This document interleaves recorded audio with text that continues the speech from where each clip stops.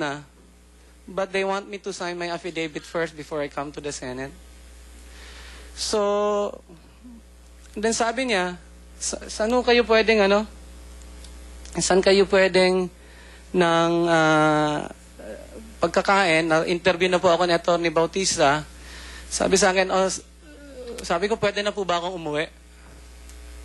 Sabi nila, sir, di ka pwede umuwi sa bahay, baka maraming media ron.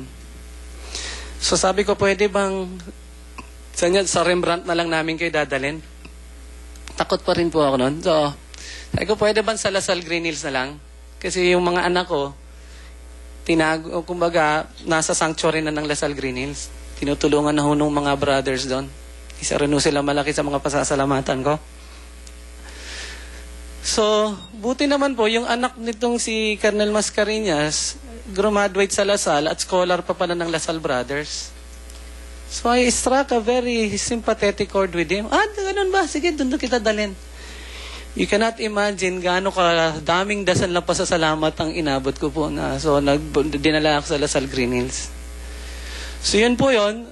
Nandun na rin yung asawa ko, nakita na. At yung mga kapatid ko, after a while, nalaman nandun ako, takbuhan doon, na makita lang na buhay ako.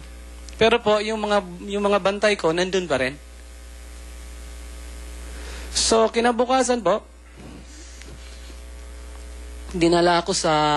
kinuha ulit ako, dinala ako sa office ni Atty. Bautista, where he has already prepared the affidavit for me.